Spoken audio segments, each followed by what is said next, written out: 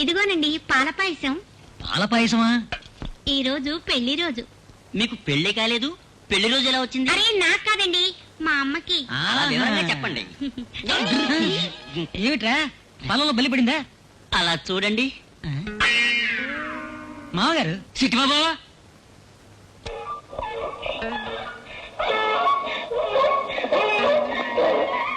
నన్ను ఆశీర్వదించండి. ఏమండి ఎక్కడికి వెళ్తున్నారు? ఏమిటిది? మా నాన్న ముందు వెళ్తున్నాడు, మా అమ్మ వెనకెళ్తుంది. ఏదో గొంతు వినిపిస్తుంది. అయ్యా అది మరెవరి గొంతు కాదండి, మనం దొంగిలించుకొచ్చామే ఆ గాడిద గారి యజమాని గొంతు. మనం చూస్తే బండ మీద శాఖలు పెట్టేస్తాడే. నిన్న ఎక్కడ నెతికేదిరా? ఏటి కూలింగ్ గ్లాసు పట్టు పచ్చితో మెరిసిపోతున్నావే, ఎంత దొట్టంతుడిగా నువ్వు. నీకు నచ్చిన హల్వా తిను, ఇదిగో దోశ తిను. ఇదిగో ఎవరయ్యా నువ్వు? నా మొగుడికి ఇవన్నీ పెడుతున్నా? నీ మొగుడా? ఇది నా గాడిదము. గాడిది నీదే కావచ్చు, కానీ అందులో నా ఆత్మ నా మొగుడిది. ఇవిడన్నాడు సంగీత వైద్యుడన్నాడు. ఆ ఎదవలే దొంగతనంగా నా గాడిదని ఎత్తుకుపోయారు. మిమ్మల్ని బాగా మోసం చేశారు. ఇక నుంచి మీరు వాళ్ళ దగ్గర మోసపోకండి. ఇదిగోండి మీ తుండుకోట. చిట్టిబాబు దారా పోదాం, దారా. ఏమిటి? నేను మోసపోయానా? వైద్యుడా? అత్త ఏంటి ఒంటరిగా నించున్నారు? మావయ్య గారేరి ఇంట్లో లేరా? ఏరా ఏరా తక్కువ మర్యాద తగ్గిందే. ఉండరా, ఇంకేం తగ్గుతాయి చూద్దాం. ఆపండ్రా. గాడిదని తీసుకొచ్చి నా మొగుడని చెప్పి నా కళ్ళు కప్పుతారా? మర్యాదగా ఇక్కడి నుంచి పోతారా లేదా? ఆగండి, వెళ్ళాలంతే కదా. ఎందుకురా నా బిడ్డని తీసుకెళ్తున్నా? ఇది నీ బిడ్డ కావచ్చు, దీని కడుపులో ఉంది నా బిడ్డ. నీ బిడ్డ? అవునమ్మా, వీడి సంగీతంలో పడి నా మనసు వీరికి అర్పించుకున్నాను. నేను పెళ్ళంటూ చేసుకుంటే వీరినే చేసుకుంటానమ్మా. ఏమిటి ఇది?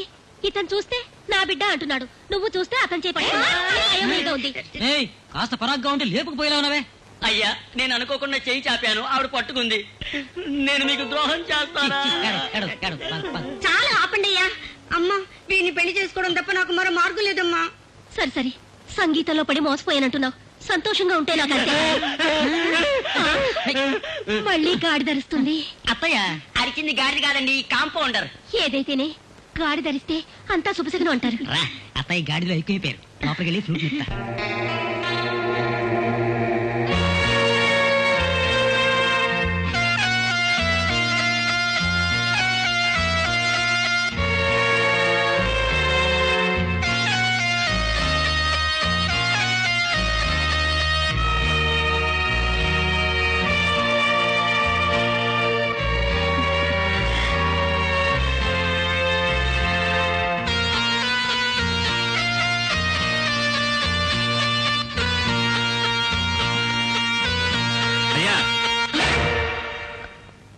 ఎవరది? ఇప్పుడే వస్తానండు. నమస్కారం. నమస్కారం. ఎవరు మీరు? ఈ రోజు మా ఊళ్ళో డాన్స్ జరిపిస్తున్నాం. మీరు అమ్మ వచ్చి దగ్గరుండి జరిపించాలి. ఆపండి, డాన్స్ లేదు గేమ్స్ లేదు, వేళగాని వేళలో వచ్చి న్యూస్ చేస్తున్నారు. పొట్టయ్యా, పెద్దమ్మగారు ఉన్నంత వరకు మేము వచ్చి పిలవగానే సంతోషంగా వచ్చేవారు. 500 1000 చందా ఇచ్చేవారు. నాకెంతో సాయం చేశారు. చేశారు కదా, మీరు వెళ్ళొచ్చు. ఒక్క నిమిషం గాయత్రి, అమ్మ అటెండ్ కావాల్సిన ఫంక్షన్ మనం అవాయిడ్ చేయకూడదు. మేము వస్తాం. చాలా సంతోషం అండి. మంచి.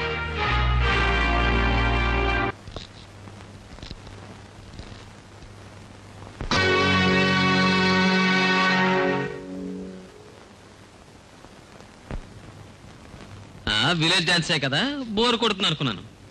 But really fantastic. గాయత్రి, ఆ డాన్స్ చూస్తుంటే ఈ జిన్ కొట్టినట్టుగా మైల్డ్ గా కిక్ ఇవ్వడం మొదలు పెట్టింది తెలుసా. ఈరోజు ఫుల్ మూడ్ లో ఉన్నాను. స్ట్రైక్ చేస్తున్నావుంటే. ఏ గాయత్రి,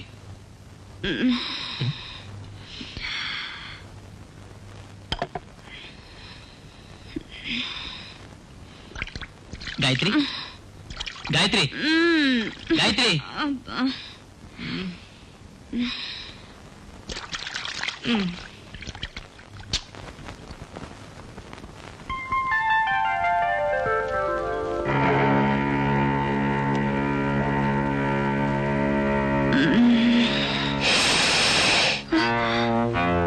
తెల్లారిపోయిందా? ఏమిటిది? రాత్రి నేను ఎలా పడుకున్నాను?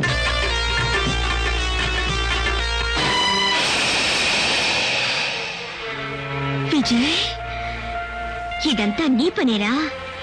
తెలివిగా మారు వేషం వేసి నా ఇద్దరు చిత్త చేశావు.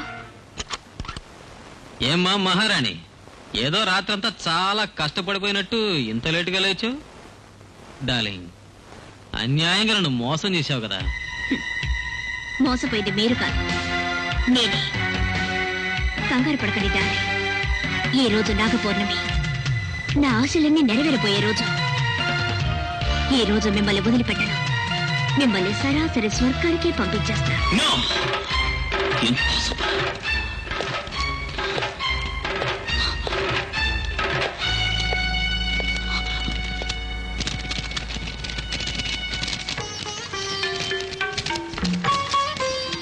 ఒక యోగి తన శరీరాన్ని ఆలయ మండపంలో దాచిపెట్టి చిలక శరీరంలో పరకాయ ప్రవేశం చేసి అంతఃపురం చూడాలని ఎగిరి వెళ్ళాడు.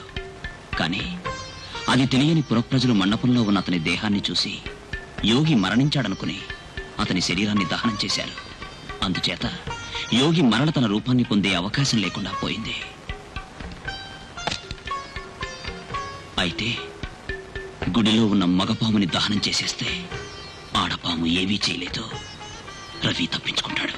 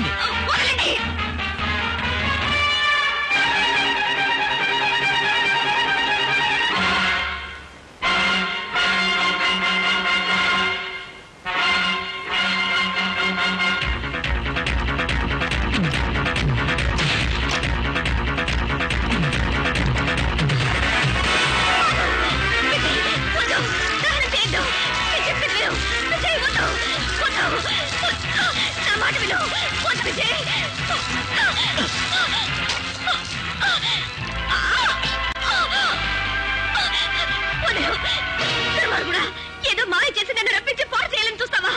నా భర్తకి నేను ద్రోహం చేయను.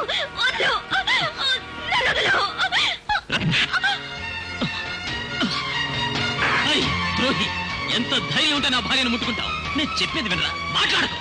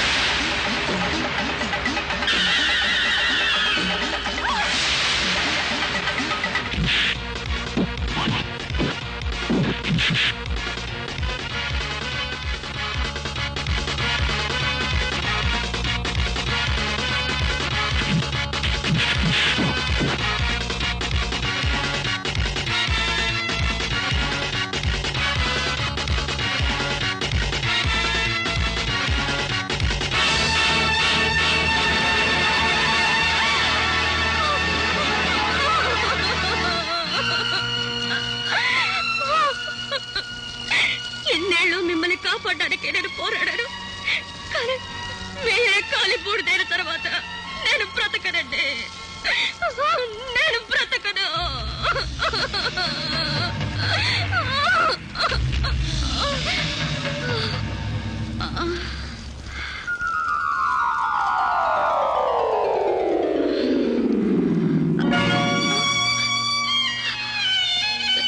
ఏమిటిది? నేను ఇక్కడికి ఎలా వచ్చాను? నాకేమైంది? ఆయనేరి అదంతా తర్వాత చెప్తాను.